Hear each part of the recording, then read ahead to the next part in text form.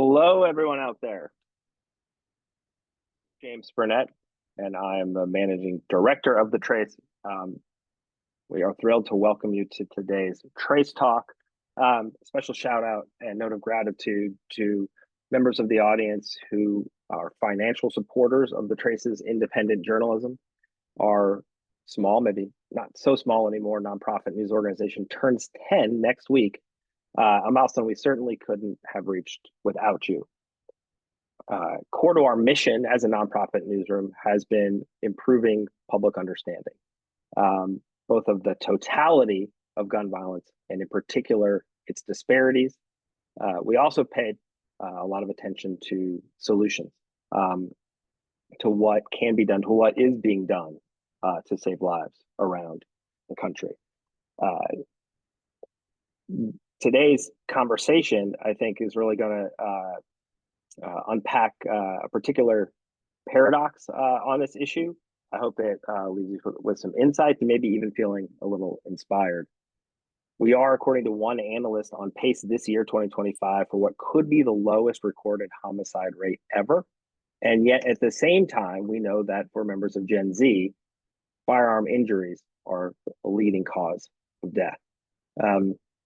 We will hear from our panelists what gun violence is, how it's affecting, how and why it's affecting this generation, young people who are in middle school, high school, college, just starting their careers, thinking about starting a family, what gun violence is doing, but also what young leaders are doing to turn the tide and to create safer homes and communities for everyone. There will be time at the end for audience questions. There's a Q&A feature here in our Zoom webinar. So please submit your questions and we'll get through as many of those as we can at the end. It's my honor now to introduce our moderators, Chip Brownlee and Jennifer Mascia of The Trace, as well as our panelists, Jaclyn Corin, a survivor of the Parkland school shooting and executive director now of March for Our Lives, State Delegate Joe Vogel, one of a number of young policymakers for whom gun violence prevention has been a core to their platform, State Rep Phillip Ensler of Alabama, fellow Alabama, Chip's also from Alabama, so they have that in common, who may share a little bit about some bipartisan gun safety legislation that he was part of there, in what we think of as a very red state, but I think shows just what's possible on this issue. And last but not least, Mariah Cooley, who is here in her capacity as a March for Our Lives board member, which I guess Jackie makes her kind of your boss. Good luck to you. The floor is yours. Thank you, everybody, again for joining us today for this important conversation. A few months back, we received a question from a reader that kind of piqued Jen and I's interest. The reader had seen claims that the leading cause of death for Gen Z was gun violence, and they wanted to know if that was true. So Jen and I set out to see if that was actually the case. We knew that gun violence had been the leading cause of death for kids since 2020, but Gen Z is this entirely different category altogether. And once we looked at the data, what we found was pretty concerning. So before we turn to our awesome panel, I wanted to ask Jen if you could just quickly tell us a bit about what we found in our story, and then we can go from there. Jen, I think you're muted. It had to happen sometime. Thanks, Chip. We looked at the Centers for Disease Control and Prevention's Wonder database, which collects mortality information at the state level. And we found that guns were the leading cause of death for Gen Z, as our question asker, our submission posited. That year, 2023, 11,368 members of Gen Z who were people born between 1997 and 2012 were killed by firearms. That's more than overdoses and car accidents. Guns have been the leading cause of death for Gen Z since 2017, when the youngest Zoomers were kindergarten age and the oldest couldn't even legally drink. Gen Z also appears to be the only generation to experience gun violence as the leading cause of death. 20 years ago, the same age group, the top cause of death was car accidents. Gen Z is the third largest generation by population size. Millennials and boomers are 1 and 2, but it has the second highest number of gun deaths. So it's really punching above its weight in terms of gun violence. For this generation, this is a 5-alarm fire. We've never really seen this before. And you have to remember that a large proportion of Zoomers has yet to reach adulthood. The peak ages for gun violence victimization are the early 20s. So that really left us wondering, how bad could this still get? And is the next generation, Gen Alpha, trending the same way? Is this just the new normal now, where the youngest generations among us, which have yet to be plagued by health problems like heart disease and cancer, will instead be plagued by gun violence? Yeah. So it's not just a function of Gen Z being in the high risk age group. It's really abnormal. Jackie and Mariah, I want to come to you first and then ask the rest of the panel. Y'all, both done work on gun violence prevention and worked on this issue for a long time, but you're also Gen Z, and I wonder why you think this crisis is hitting our generation so much harder than others. Jackie, if you want to take that first. Yeah, of course. Thank you so much for having me today. Just to reintroduce myself, I'm Jaclyn Corin. I'm a survivor of the shooting at Marjorie Stoneman Douglas High School in Parkland, Florida, back in 2018. I was a junior at the time, and now I'm 24 years old. And after some time away, I came back earlier this year to lead the organization as the executive director. Sorry, I'm getting a little emotional. Sometimes this is like hard to talk about. But right now I'm guiding March for Our Lives through a major period of rebuilding and reimagining, because we have to ask the hard questions about how we show up in this moment, how we reach a generation that's grown up in the shadow of this crisis, and making sure young people still see themselves reflected in the fight to end gun violence. And so to answer your question, Chip, I think this crisis hits our generation harder because we've never known a world without it. We grew up doing lockdown drills before we could even spell, active shooter. And we've had to learn how to navigate grief and fear before we've even had a chance to grow into who we are. So for many of us, this isn't, theoretical. It's very lived. It's in our schools. It's in our neighborhoods. I used to travel around the country hosting town halls and survivor circles, and we would ask communities to raise their hand if they have personally been affected by gun violence or know someone who has, and almost every single hand in the room was raised. And I think there's a lot of, cultural aspects to how we've grown up that worsen this crisis for us. I think, especially now, there's this, I see this division, and I'll talk about this later, between the first half of Gen Z 1.0, and this second half of Gen Z 2.0. And, especially Gen Z 2.0 grew up in the kind of shadow of the digital age, with video games, most of which use firearms as a means to gain power. There are now kind of many podcasters and influencers who conflate, masculinity and power with guns. And so not only is this a kind of really distinct policy issue that is, an enormous challenge, especially with the influence of the gun lobby in our politics, but it's also a cultural one. And I think that cultural piece really has a strong impact on our generation because we grew up in a digital world. Yeah, definitely. Thank you. Mariah, could we come to you for this question now? Yeah. Hey everyone, it's nice to see you all. Echoing what Jackie said, well, first, introducing myself, my name's Mariah. I've been on the board with March for Our Lives since 2020 now. I got involved after I lost my cousin due to gun violence in 2017 in Peoria, Illinois, which was ranked the 15th deadliest city in the nation because of the murder rate per capita. And so when I look at, the issue of gun violence from more so a Black and brown lens and what's happening around community-based violence, it's because of the intersectional issues that are faced. Students do not feel supported in the classroom. They do not see a pathway forward. They look at the school to prison pipeline, which is really relevant for Black and brown kids, and they don't feel invested in it. And so when these children are not invested in, they feel as if they have to go to other means to achieve money, to achieve success, to feel self-worth and identity. And so that's how people end up getting involved in crimes, because they feel as if they have these communities in those other kind of places, right? And so when we're looking at the economic issues, do people have access to grocery stores, something as simple as that, and healthy food? And if they don't, how do they have means to achieve it?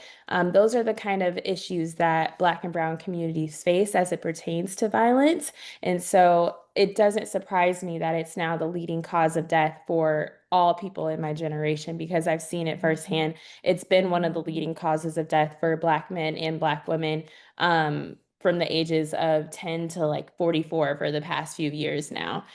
So it's really unfortunate that we're in this state, but I'm hoping that now that folks are seeing it's addressing all people in our generation, that we're going to actually take a fight to stand it. And I know that we've been making a lot of efforts and movements to end the epidemic of gun violence, which I'm sure I'll be able to touch on later, the progress that has been made. But obviously in this new administration, things can look a little bit scary for people who look like me. Yeah. Delegate Vogel, can we come to you next? Sure. Hi. Do you want to take that question? Okay. Yeah. So look, I ran for the legislature 3 years ago. I was the first Gen Z person elected to the state legislature here in Maryland. And I was really one of the first people elected to the legislature who really had the perspective of having gone through a generation impacted by gun violence in a very personal way. So not only was I there to advocate for certain solutions, but I think I brought and continue to bring a real sense of urgency, knowing what it's like to grow up in the shadow of school shootings, and knowing what it's like to grow up just with that real fear. And from the moment that I first ran, addressing gun violence was an issue of great importance for me, but it gained even greater importance when, in the middle of the campaign that I was running, there was a ghost gun shooting in the district that I was running in, and we had a number of young people get involved with my campaign as a result of that. It was a really unfortunate result of that. They said, we need something different. We need leaders who are going to really take on this issue with the urgency that it deserves. And I'm proud to say that, and I'm sure we'll get into this in over the course of this conversation, a lot of the issues a lot of the policies that I ran on, from repealing immunity for gun manufacturers, to maintaining our ban on assault weapons, and a number of other policies we've actually achieved in my time in the legislature. So much more work to do, but proud of the progress we've been able to make so far. Yeah, thank you. Representative Ensler, do you want to jump in on that? Why do you think that gun violence for Gen Z is worse than previous generations, including yours, our millennial on the panel? Sure. Yeah, as a millennial, I won't pretend to know as well as the others.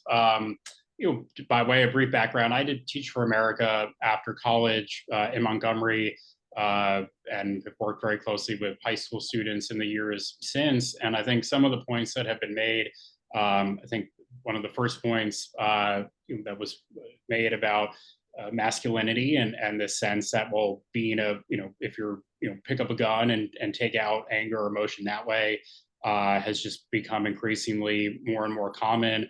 Certainly easy access to guns, though, in Alabama, and I know in other states now, you don't even need a permit to get a gun. So just the level at which people are able to get their hands on them. And then, a few other factors. I mean, certainly access to mental health services, access to other opportunities and resources, what we call wraparound services as far as supporting the whole child. There are just a variety of factors that have made it that we're not supporting our young people as well as we should. and something, and I'm sure we'll get into more of it, but having more conflict resolution, having those instilled in young people, and being able to de-escalate situations, providing that support and those skills is so important. But the trauma that I've heard some of the other panelists share is something that is so real and something we have to address. Thank you. I want to do a really quick round robin question that I think might help illustrate kind of how Gen Z is set apart a little bit in this. I want to ask everybody if you remember and can maybe describe your first experience doing an active shooter drill. And I can start. I, I remember doing them for so long that it's almost like asking me when we started doing fire drills. But one thing I do remember is that in school, they would say, teachers, turn in your blue books. And that was the key, the signal that we were about to do one of those drills. And it was always billed as an intruder drill, but I think we all knew what it was. Um, Mariah, do you remember when your first one was? Yeah, it's I don't think anyone's ever asked me this before to think about the first time because like you said, it's been something that's just so ingrained, especially like living in the Midwest, you had your fire drill, you had your tornado drills, then you had your active shooter drill. And it was just, I remember seeing the cards in the classrooms of like, and the teachers point out which packet for which, and it was something that was so normalized that I never even really saw it as an issue. And then I can remember doing active school shooter drills when someone had a gun in my high school, and then they were like transferring from one school to another. So they're actually on the bus on the way back to my school. And so I just remember sending out those text messages in fear and freaking out about it. But yeah, it's always been something that's been ingrained. It's a second nature. I know where to go. I look for the signs in any classroom and any building, which is really sad.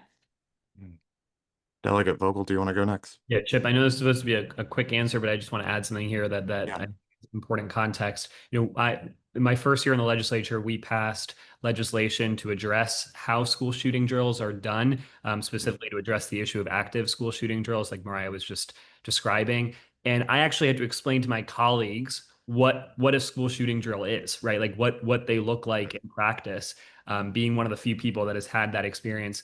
And I share this story a lot just because it's not the first for me, but it was definitely the most jarring. It was in high school. I had a teacher who, at the beginning of class, I think we were supposed to have a drill that day, and she told us how she had stayed in the classroom the day before to assess. It was a chemistry teacher to assess the different angles from the windows and the doors, and had predetermined a hiding spot for each of us around the room. Right. That is what our educators were focused on. And that's what we as students were having to hear at the beginning of a chemistry class.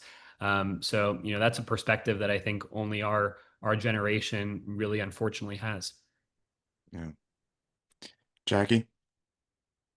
Yeah, I remember we started to have pretty serious conversations about this in school after Sandy Hook. And at the time, I was just exiting elementary school, going into middle school. And so our teachers started to have open conversations with us about what this was, what it meant. And I think my first actual drill was in middle school. And, you know, my teacher would whisper for us to stay quiet. We had to, practice which corner, have discussions about which corner could protect us the most. And this just becomes very commonplace when you're a member of Gen Z and you enter a classroom. What is the safest area? How do you get there the fastest? What piece of furniture are you going to use to cover the door? And I actually remember the Broward County Public School District, right before the shooting at my high school, they were talking about having drills with like firing blanks. And so actually I remember the fire alarm went off during the shooting at my school. It actually ended up going off because of the dust and debris falling from the ceilings from the impact of the AR-15 firing in the hallway. But that, forced the whole school to evacuate. And then once folks started to hear gunshots and our teachers' walkie-talkies were, erupting with words of a red code drill, or a red code flag, we all started to kind of rush in back to our classrooms. And for a moment, you think, is this a drill? Because it's so commonplace that maybe it's just they're getting really, good at simulating a real possible experience. And of course, as we all know, it ended up not being a drill at my school, and 17 people ended up losing their lives, and 17 others were injured. And I don't think I'll ever, I mean, I know I will never forget what it felt like to sit in that classroom for over 3 hours. And the fact that I was, experiencing the very thing we were trained to survive, it changed everything. I actually, I encourage everyone to look up this March for Our Lives advertisement that we created a few years ago. It's called Generation Lockdown. And it was to sort of display the fact that young people are the experts on lockdown drills. And so I won't kind of spoil the rest of the ad, but I think it just, it is necessary to show older generations that this is something we know all too well. We can, repeat the instructions like the back of our hand, because it's so commonplace and ingrained in our experience as a child in America. Yeah, thank you for sharing that. Representative Ensler, do you remember, were y'all doing them when you were in school? Yeah, so certainly when I was teaching, we had not only drills, but actual situations of guns being brought into the school, or rumors or threats of them. And just, it got to a point where my students were so familiar with what to do in those situations, as if it were the bell ringing and going, to their next class. And it was horrible to just see how much it was ingrained in young people already to know how to respond and what they needed to do.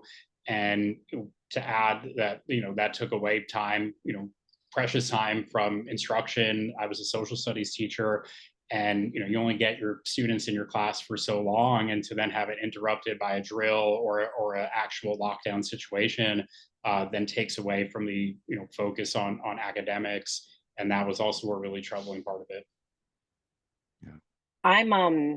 I'm Gen X. I'm among the youngest of Gen X, and I got through my high school and college career without once having an active shooter drill.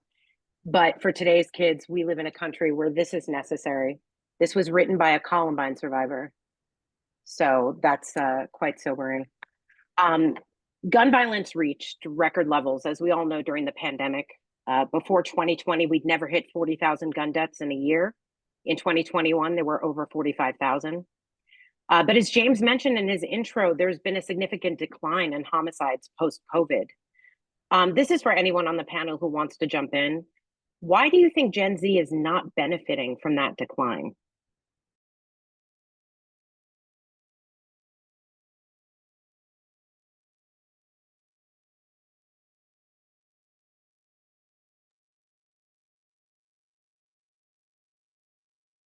Anyone?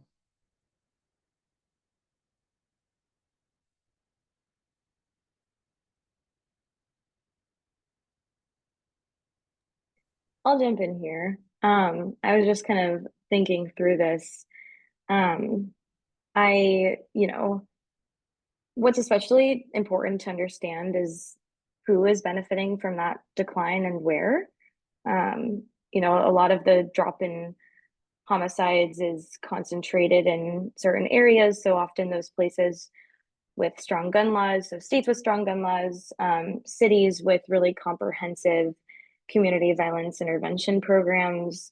I know that that has an enormous impact in reduction of homicide, as well as just general community investment. So these broader kind of system change, education, kind of anti-poverty initiatives.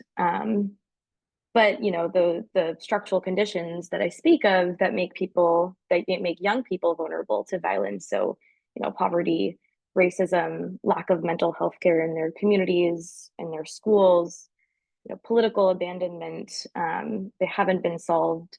And in some places they're getting worse. So yes, the number is maybe going down in certain places, but that trauma and fear and daily reality for Gen Z hasn't magically gone away. And I do understand that, a large portion of Gen Z gun deaths is gun suicide. And so it's pertinent to talk about that, and that kind of mental health investment. There is a isolation crisis among young people in kind of resorting to digital communities as opposed to in-person communities. And I know this is especially concentrated in young men. And so, this is an issue of kind of mental health, and access to community services, other people. And then, what, Phillip speaks to with regard to just the sheer number of guns and easy access, makes, the resorting to violence either inflicted upon others and especially inflicted upon oneself so easy to execute, especially without, comprehensive waiting periods that are, that we know are very, very life-saving in those situations where someone wants to hurt themselves. I'll just add there, I don't know if I can fully diagnose the problem there, but I'll say, in building on what Jaclyn was saying, in Maryland, we're addressing the issue of access to guns. We've taken a number of steps in a very positive direction there, but we're also addressing the issue of social isolation. I introduced legislation to create a commission to study social isolation and loneliness, in particular amongst younger populations.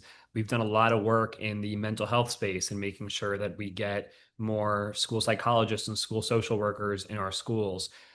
So I think there is a lot of work to be done. It's identifying the cause of that, I think we can talk about that for a very, very long time, right? But the important thing there is addressing all the possible solutions while we have the power to do so.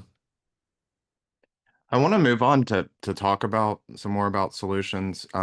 Representative Ensler, I want to come to you. You've achieved some surprising success in Alabama with your Glock switch bill, which the Republican governor signed recently, and it had bipartisan support. What prompted you to bring that bill, and how did that process go? Yeah, so we unfortunately have had some really high profile mass shootings in Alabama where Glock switches were involved. And as with any tragedy, unfortunately, sometimes that does get certain lawmakers to be more supportive, and it touches home a little bit more. On a much more direct level, in my district, at a neighborhood meeting, a mother came up to me and shared her story of her 18-year-old son dying in a shooting using a Glock switch. And she said, look, she knows that a law can't bring her son back. She knows that a law is not going to stop every shooting or every use of a Glock switch moving forward. But if it could save some lives moving forward, that the legislature absolutely should do something. And that was, I was already aware of the issue and how much of it was becoming more and more prevalent, but to hear directly from a mother and the pain and trauma that she's experienced.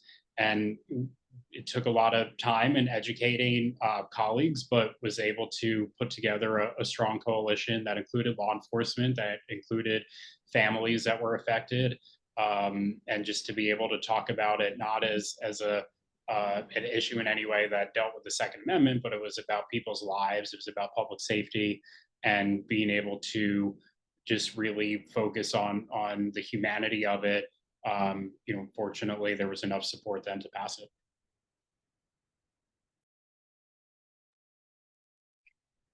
Unlike Alabama, Maryland has been more progressive on gun policy, but Gen Z is still the most affected generation. what does that tell us, Joe, about what the scope of solutions can be, even in a blue state?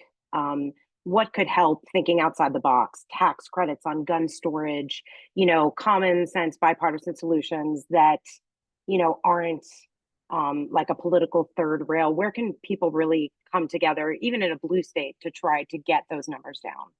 So the thing about Maryland is that we have taken really bold action, and it predates me, right? In 2013, right after Sandy Hook, there was the ban on assault weapons in the state, and it was just last week the Supreme Court made a very important decision that allows that ban to stay in effect. That's a big deal. We took action in 2023 to have sensitive location protections here in the state in response to the decision by the Supreme Court that undermined some of the progress we'd made. I talked a bit about the immunity for gun manufacturers. We addressed that issue.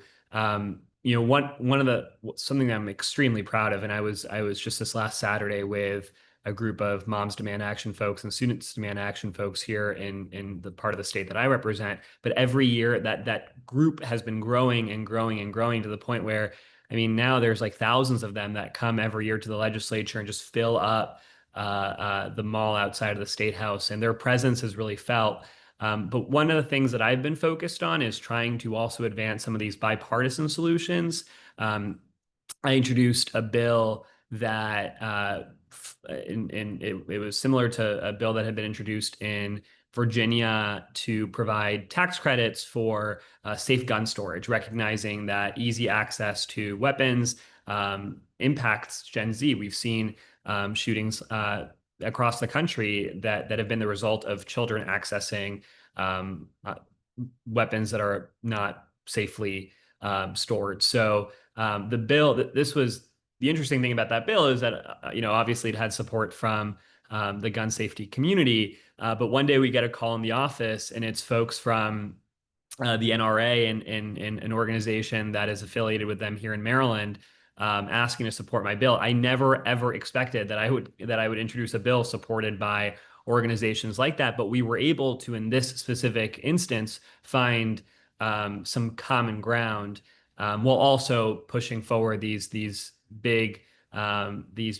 solutions that the NRA is not so happy about, right? So we can do both. Yeah. Mariah, really quick, I think one thing people often think about when, and we've even focused on it maybe a bit too much in the first part of this, but like people often think about school shootings and mass shootings as being like the thing that is affecting young people, but the reality is that most of the violence is community violence or suicide. And in addition to your role at March for Our Lives, you also do some work at the University of Chicago Crime Lab. And I was wondering if you could, from your perspective, talk about what community violence intervention is and how that might also be a solution for our generation's gun violence epidemic. Yeah, absolutely. And thank you for that. And I was actually gonna lift up that one, maybe a trend that why we're not seeing Gen Z be directly affected by some of the homicide rates and things of that nature that have gone down is because right now, so essentially what community violence intervention is, it's taking a new approach to addressing violence, preventing violence, and then intervening when acts of violence occur to intervene and to make sure retaliation and things of that nature don't happen, right? And so what that looks like is youth development programs, after school programs for the students. It looks like grieving and support services for people who've lost their children, people who've lost their parents due to gun violence, to make sure that they have the resources and community that they need to heal from their previous trauma. It looks like intervention. It looks like doing peace walks, or doing things like bike rides, or, we're going to have a peaceful Friday night. So everyone in the community is going to come out and ride bikes and, march about not having nonviolence. So those kind of things, it's kind of hard to quantify and find the data around those because we're preventing the violence from occurring. And I think as community violence intervention programs across the country get more funding, that we will see a continued decrease in gun violence. And we've seen that through homicide rates being decreased in large major cities where they are investing in CVI ecosystems. But I think as that continues on, especially in regards to Gen Z, the hope is that with these younger generations, as they have these youth development and community organizations surrounding them, they'll be less likely to commit acts of crime as they get older. And so this is a unique method that I think that is super successful. The unfortunate part about it is that Trump's administration has cut over 100 programs that fund CVI organizations.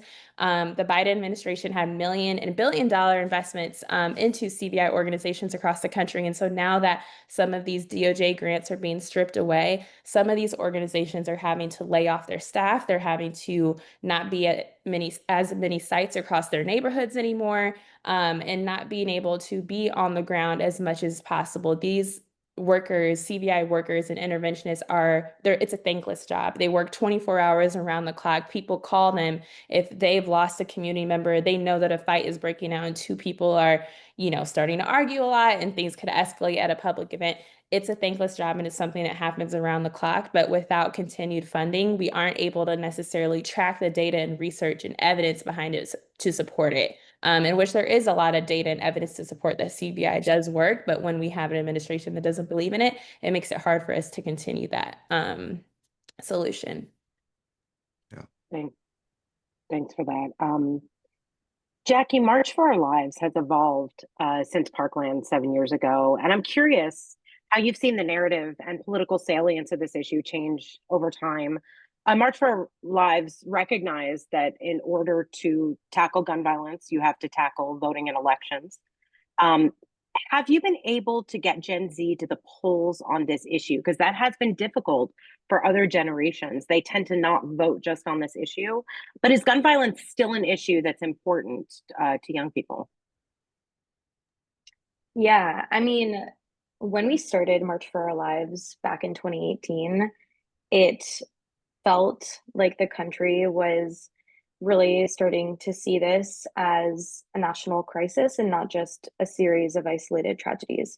Or rather, I would say our generation started to see this as a national crisis and not a series of isolated tragedies. And I think the reason why so many young people in Gen Z 1.0 were, invigorated and encouraged to participate is because they saw themselves in the other young people who were standing up, whether from my school or the folks who were organizing walkouts.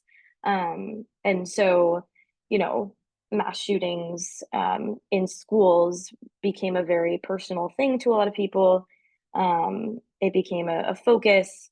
But I think we also, in broadening the conversation about gun violence, talking about not just school shootings or headline grabbing events, but also, suicides, community violence, domestic violence, police violence. I think our generation has done a good job of talking about this in a very honest and intersectional way. But again, I do think that it's become a little bit harder to talk about this issue, especially in this Trump era. And we're dealing with a right-wing movement, frankly, that actively glamorizes guns as a symbol of identity and freedom. And that's influencing the way that I think a lot of, young people, especially in that Gen Z 2.0 and in the Gen Alpha range, are starting to think about guns. And so that, of course, makes our job harder. And so that's why this can't just be a policy fight, because actually we've seen a lot of amazing progress with policy over time. But that policy, Rob Wilcox, who was a director of the Office of Gun Violence Prevention at the White House in the Biden admin, says this, and I think he says it so well, is the policy change is there, but the perception change we still need to focus on. And so I think the salience is there. It just looks a little bit different. And we need to collectively make this a narrative fight, talk about this in an open and honest way as something that is affecting our generation the most. It is the leading cause of death for our generation. And I think by continuing to talk about it in that intersectional way, and also using young people as those messengers, we can continue to find success in that narrative and cultural dimension of this fight. Something I learned from back in the day with March for Our Lives and all of the quote unquote Parkland kids, that folks looked to and found trust in, especially other young people, is we need to continue to lift up and give the mic to young people and not prescribe what they should say, but rather speak their authentic truth about the issue to, make this, continue to make this a conversation that our generation has. And also, as you say, connect it to voting and elections. Because if we're not able to kind of change the policy around this, then again, we have to be the ones to change the people who are in those positions of power. So, yeah. Yeah, Jackie, you mentioned this earlier, but we've seen this kind of rightward shift among the younger, the Gen Z 2.0, I think you called it earlier. And we've also seen this like surge in like the manosphere podcasters and the surge in interest in guns and related to video games and all this stuff. And I want to ask the panel, like, how do you think about communicating with young people, even younger Gen Z than those of us on this panel, like communicate, get past the disinformation about guns and the safety of guns and all of that stuff? Joe, could we come to you first on that? Like, how do you talk to your constituents about that? Yeah, so just on what Jaclyn was saying, is I think that's right on. And I want to say, as a legislator, I see that a lot of the progress that we've made is because of the pressure and the movement that has really been built by folks like Jaclyn and March for Our Lives and Moms Demand and all these other organizations that are real. Like we pay attention, and I see my colleagues watching as this mass movement of people for gun safety, these groups committed to ending gun violence, as they show up and make their voices heard. And something that I think, having grown up feeling so disillusioned and disheartened by the lack of progress. I mean, I think back to after Sandy Hook and this moment that I felt of, hey, like something's going to change now, right? And for so long, at least at the federal level, we didn't see that change. And that's hard as a young person to feel that fear, to feel that anger and not see the change. Well, I think right now, at least at the state level, obviously, during the last 4 years of the Biden administration, we were able to see some progress on the federal level as well. But like in the state of Maryland, right, we now have an Office of Gun Violence Prevention. And those are things that we can point to and say, hey, you showing up to vote, you being involved in these organizations, it's making a tangible impact and leading to real change. And in terms of the rightward shift, right, I don't have all the answers here, but something that I'm really committed to doing is engaging people who are not politically engaged and folks who might not agree with me on every single issue. And over the course of my, I would say, short political career, I've had some fascinating conversations with, there's one in particular, this young woman came up to me at an event and was saying, I hate Democrats and I hate politicians like you. But when we start talking about the actual issues, and gun violence was one of them, right? We both shared that experience of the drills that we were talking about earlier. And when you're able to make the connection on the issues and say, hey, look, like, you might not like all Democrats, you might not like all politicians, but I'm offering you solutions to address the issues that you've experienced over the course of your life. I think that is a way, when we focus on those solutions and focus on tying those to the real experiences people have had, I think we start to break through more and more folks in our generation. Definitely. Wow, this went by really fast. We only have like 13 minutes left. So I do want to ask some of the audience questions, and then maybe we can come back to some of the other stuff if we have time. We had a question from the audience, Representative Ensler, which was how many Republicans voted for your Glock switch bill? And I'll just add something to that question, which is like, how did you go about building that coalition and talking to Republicans and getting them on board with this? Yeah, thanks for the question. So in the Alabama House, we have 105 members. 20, I think there are 28 of us that are Democrats.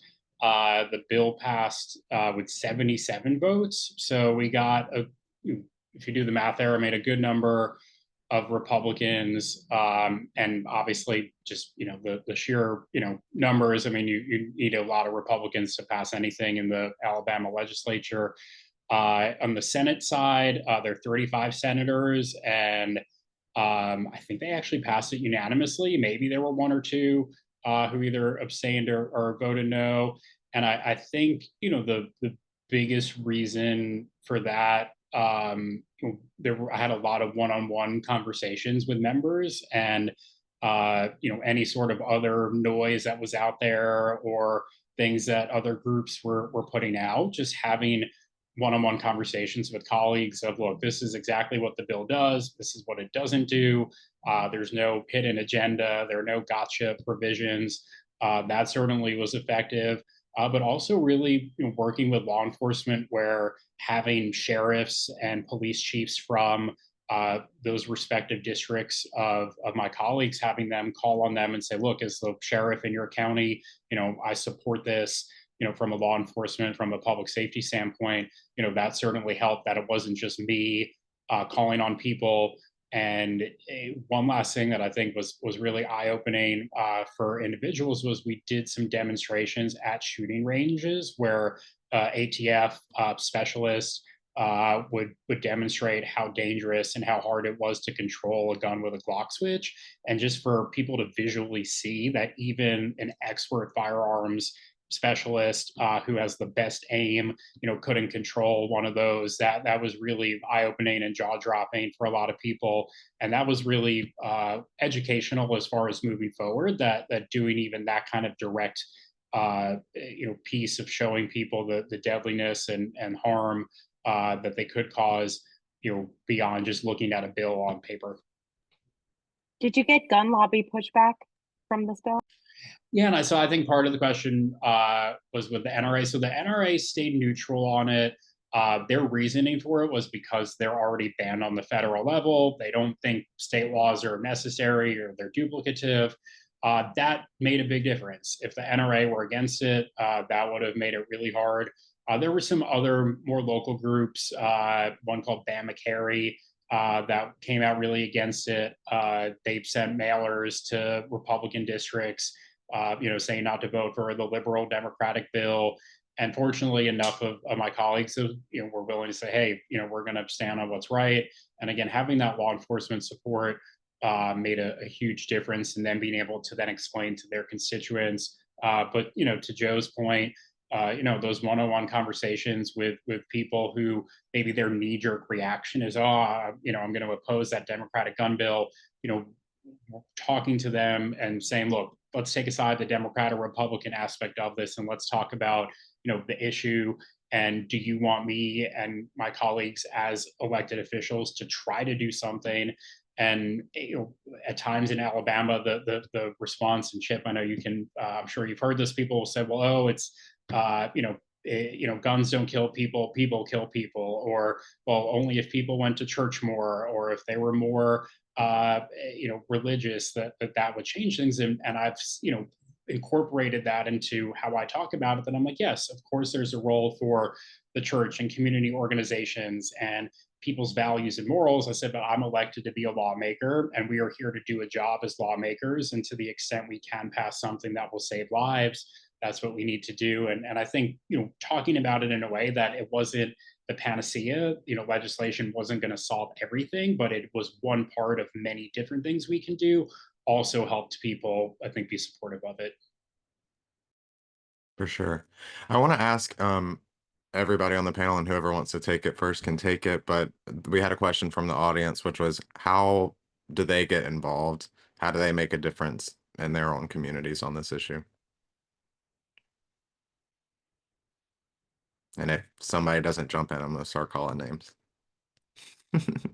I'm happy to start off quickly. I'll just say, really reaching out to your elected officials. I know we all say it and hear it all the time, but from your city council, mayors, obviously, state legislators, not just, yes, email, text messages, calls if you can, but trying to meet with them in the district. I know some are not responsive, some may not be willing to meet. but trying to do everything you can. If it's more personal, if they're hearing from you, if they're hearing as from you as a voter in the district, that you're concerned about gun violence and you want to see them take action. If more and more people do that, it certainly puts the pressure on elected officials. I'll jump in here too. I think, especially for a lot of young people, it can feel impossible to make a difference on an issue this big. But the truth is that one person absolutely can. The day after I survived the shooting in Parkland, I posted on my Instagram that I wanted to make a difference in the state of Florida. And then, or that was the night of actually. And then the next morning, I was on the phone with a state senator's office organizing a lobbying trip for 100 of my classmates to have 100 different meetings in Tallahassee. And within 2 weeks after the shooting, the state of Florida rose the age to buy a firearm from 18 to 21 and instituted red flag laws or extreme risk protection orders. And I was a teenager, and that was just me bringing together a bunch of my friends who felt the same way as me. And like Representative Ensler said, talking to our elected officials who, were willing to hear us out, or at least many of them. So I think, organizing with friends, asking also what your school board is doing to promote real safety, like investing in counselors instead of cops, or teaching safe firearms storage in health class. I think I saw another question here about if lockdown drills are actually helping, or is it actually making us feel less safe? And I think I'm of two minds here, because of course we need to be prepared, but I also do think they make young people feel really powerless. And what I think is something that can relieve that feeling, or at least in part relieve that feeling of powerlessness, is education.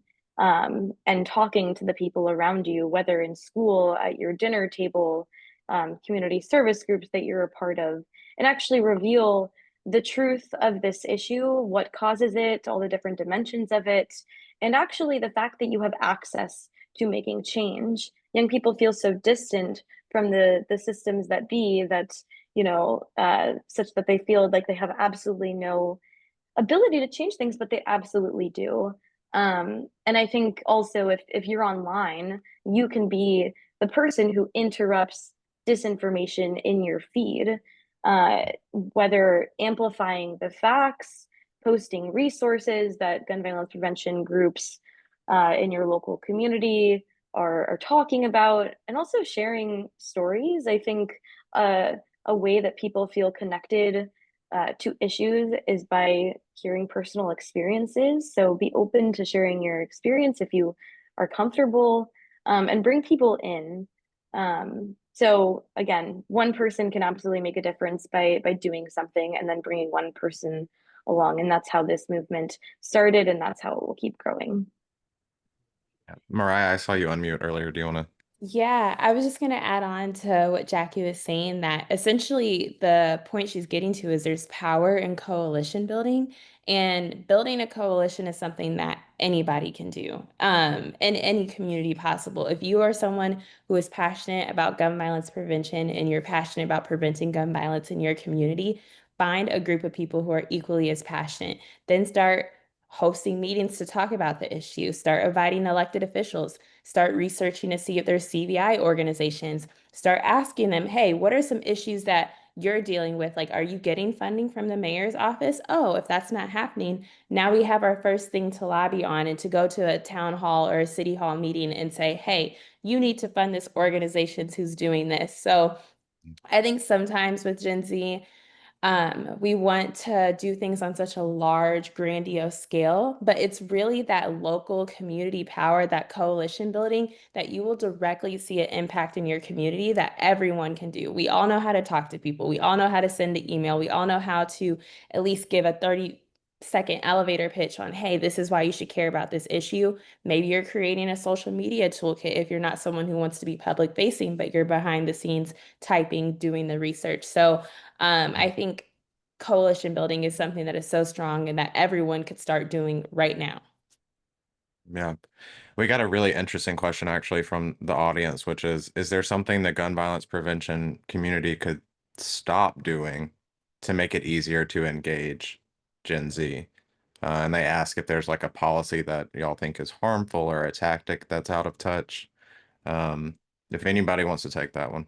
Yeah, I can start. I think that sometimes when we're talking about, and we talked about this at the beginning, is like when we talk about Gen Z gun violence, people automatically think mass shootings, which mass shootings equate to less than 5% of all acts of violence. And especially as, Jackie touched on earlier, it's like suicide and things of that nature. So I think that when we're speaking about gun violence to Gen Z, especially when you're speaking to people of color, talking to me about mass shootings and assault weapons bans and all those things, while I care about and will lobby for those issues because we absolutely need to get those things passed, what I'm seeing in my community doesn't look like that. And so I think that the gun violence prevention community needs to meet people where they are. They're not going to necessarily always be the ones in college who are signing up for lobby days like I did. They might just be in their community and seeing an issue going on and have no resource on how to help assist it.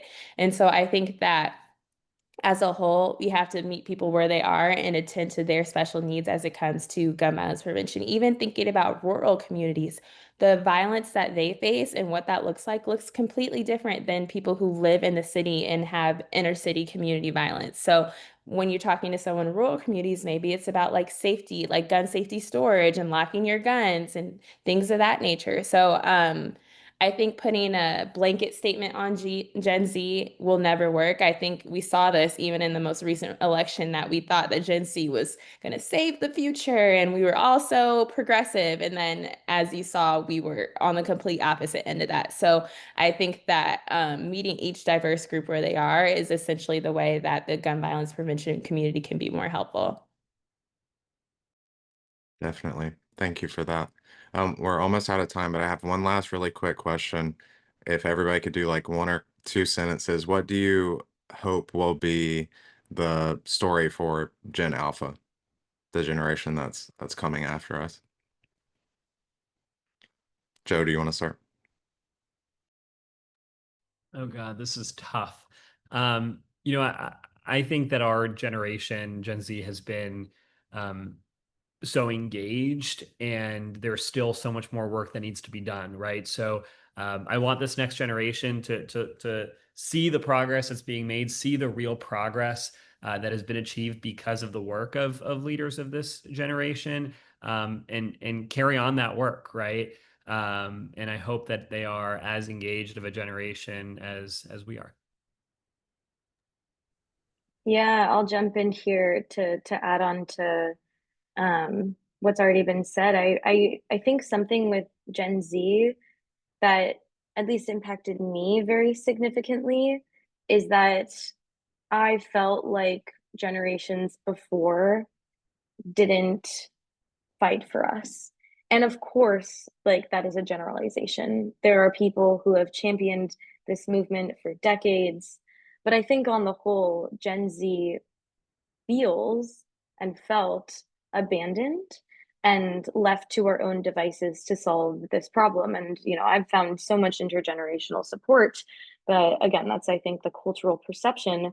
And so I hope that Gen Z, or Gen Alpha rather, feels that Gen Z was fighting for them and that they can continue this fight, because of course this is not going to be something that's solved within the next year, and so they will have to kind of continue carrying the torch forward so we can hopefully one day completely eliminate gun violence in this country. But I hope that they can grow up knowing that they have this blueprint for change, carry that forward, and know that Gen Z took a lot of the grief, a lot of the hard lessons, and use them to build something better, not perfect, but safer and worthy of them.